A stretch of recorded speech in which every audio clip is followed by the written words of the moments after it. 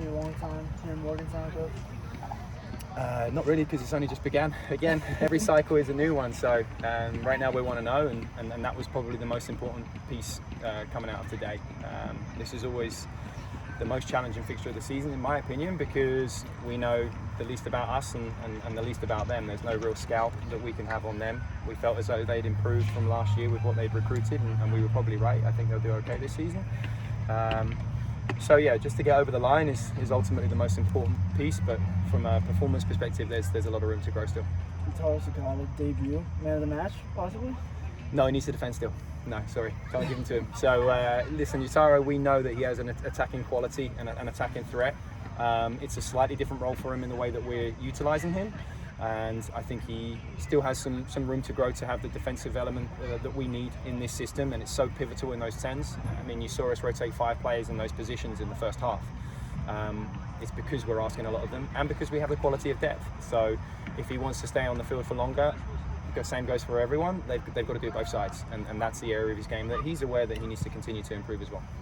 What's it like for a player to score on the debut, score the winner? It's a good feeling. It's a good feeling. I think I scored on my home debut, so throw that one in there as well. But no, I'm sure he's going to be pleased. It was a good strike, and then I just think he fell victim of maybe falling into this little level, a subtle level of comfort, a subconscious level of comfort, when the game was still very much to play for, and I felt like we had some good momentum after 1-0, and was really keen to try and get to 2 before the half, and obviously wasn't to be, and then there's certainly some areas for improvement in the second half there. Coach, after 3 exhibitions, were you guys kind of chomping at the bit to get the regular season started? Yeah, I think so. I think we'll feel a lot better about things now it has. It was a bit of a stop-start pre-season in some regards, just with some influential players not quite where they need to be physically. We had some injury issues. So honestly, I was really relieved and happy that as many of the squad were available for tonight as we've had. Obviously there's a couple of others that we still are monitoring and hopefully have got through tonight okay as well. But from that regard, it was a slightly different taste to maybe last pre-season, where we didn't have any injury issues. Everyone came in really fit, really hungry, and we had more of a chip on our shoulder maybe last year. And that's been really important that we reinforce that message that the target is still ahead of us. We're not done. Last year wasn't and should not be the pinnacle of what we're trying to achieve. We can't be looking over our shoulder at those who are looking at the target on our back. We've got to be looking ahead, because we're not the best team in the country yet, allegedly. So from that regard, we still have work to do. Is it a little hard to evaluate Jackson's performance in goal tonight because he only gets 1 shot on goal? No, because I'd argue there were moments where they played in behind us and his start position was perfect. He's coming out and sweeping up for us, and arguably in some of those games where he's a little less involved, those little moments mentally are so important that he's really switched on. When the further the game is from him, the easier it would be for him to switch off. But his start positions, his management in that regard was perfect. So whether he has 10 saves to make or 2 saves to make, he can still have a perfect game, and he was pretty close to that tonight. Coach, another one of those games similar to last year where you guys kind of dominated possession, dominated tempo, struggled to get it into the box for the attacking third. What kind of will get those goals going? Yeah, I didn't think we were patient enough, especially in the second half. I thought we were in too much of a hurry to try and score, and it's a catch-22, because when the game gets quite stretched, our attacking players see that there's space, and they get a little excited and they want to take that space quickly, and sometimes that's great. If it comes off, then we're going to go 2-0 up. But if it doesn't, then they've got space the other way as well. And I just thought we were a little naive not to recognise that when we had tried and failed in these big transitions a few times, that we didn't slow the game down and go back to what was giving us success in the first half. I think our best move and our best chance in the second half, where the 1-2 with Alex and Marcus, and we get a great cross, and I'm not quite sure how someone didn't tap it in, quite honestly. But that came from a product of sustained possession.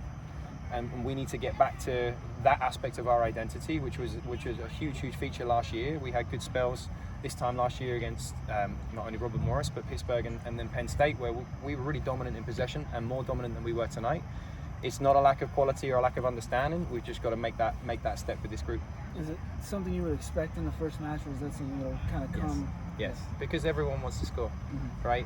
We've not got to do this for a little while, and everyone has to scratch their itch, right? So I give them some leeway because I understand it as a player that when you haven't played in a long time, you're excited to do the things that you think you're really good at, and it takes some restraint to play within our system, and some restraint to show some patience and wait for those moments to come to you rather than trying to find those moments all the time. And again, that's where we got a little bit away from our identity, but the more games we play, the more we'll settle into that, I think. How do you train that patience? You review, right? You analyze when you look at the video and you look at the quality of decision making. You suggest something different, and you train it. I think what we look like in moments in the first half is what we train. What we look like in the second half, I've never put on a practice that looks like that. So that's always a challenge as the coach, right? But you have to reteach, and this group, in some elements of how we're playing and what our identity is, we need to reteach some of the philosophy and some of our identity with the ball. That patience, is that something, maybe the biggest emphasis going into Monday's match, or is there something else that kind of stuck out to you from tonight? We've got to be just as resilient, for sure. The early indications are it's a very, very strong Pittsburgh team that will play on Monday night. Again, if there's one thing we can keep from last year, it was how well we showed up against big time opponents. We did it every single time last year.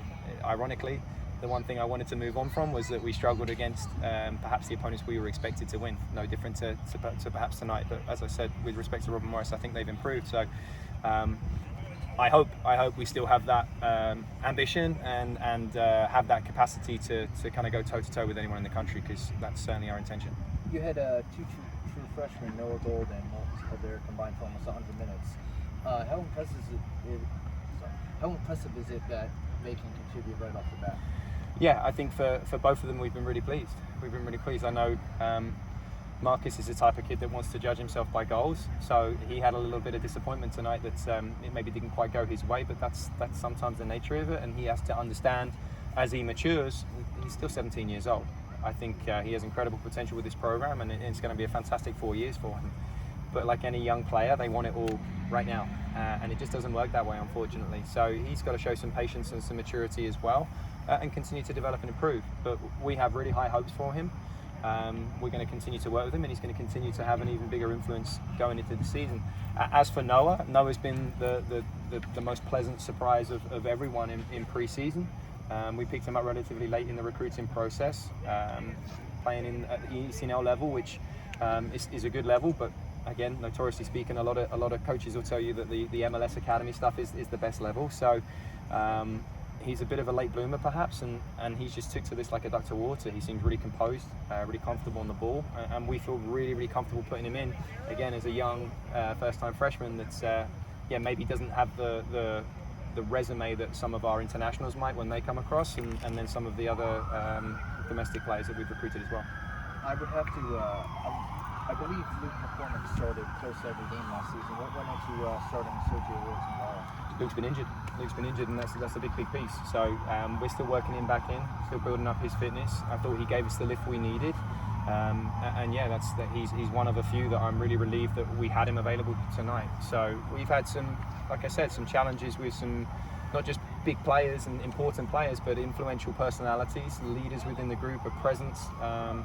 Important for the social dynamic of our group that have been injured, and that can impact the energy a little bit. We've trained well, but we've missed those guys as well. So happy to have him back, and happy to obviously have him contribute to the goal a little bit. And yeah, touch wood, he'll continue to get fitter and healthier, and he'll play an even more important role as the season goes on.